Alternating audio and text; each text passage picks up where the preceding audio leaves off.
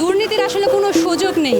এখন 2-4টা মানুষ যারা সুযোগ নেওয়ার চেষ্টা করছে তাদেরকে জাস্ট একটাই পরামর্শ দেব যে নিজে বাঁচেন, হ্যাঁ, নিজে এইসব ছাড়েন, আর তা না হলে আপনাদেরকে এই তরুণ সমাজ আর কি চরম শাস্তির আওতায় আনবে। কারণ দুর্নীতি যেটা যদি সব জায়গা থেকে চলে অলরেডি গেছে আর সামনে আরও থাকবে না, একদম নির্মূল হবে, এটা আমাদের তরুণদের পক্ষ থেকে একটা আশ্বাস।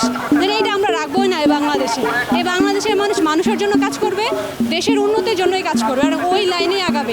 যারা এই ট্র্যাক মানবে না তারা দায়িত্বেই থাকতে পারবে না।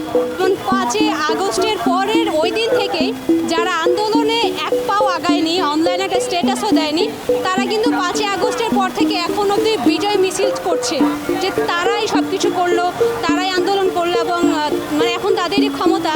তার আমি বলবো যে তারা বৃথা স্বপ্ন দেখছে।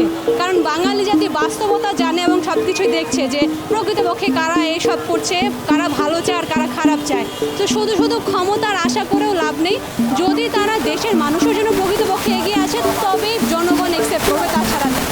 যেটা যাচ্ছি, পার্লামেন্টে তরুণরা বসবে। যখন তরুণ উদ্যমী কেউ থাকবে, একজন তরুণ কিন্তু নিজের পকেট ঘোষের চিন্তা তার নাই।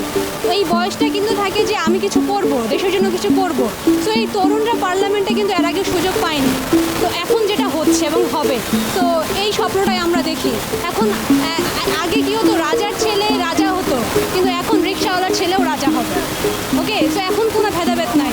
আমরা এতদিন স্বপ্ন দেখতাম না, তো এখন আমরা স্বপ্ন দেখব যে গ্রামে, প্রত্যন্ত গ্রামে থাকি না কেন, আমি প্রেসিডেন্ট হব, এই স্বপ্ন আমার মধ্যে এখন আছে। তো এইভাবেই আমরা এগিয়ে যাই।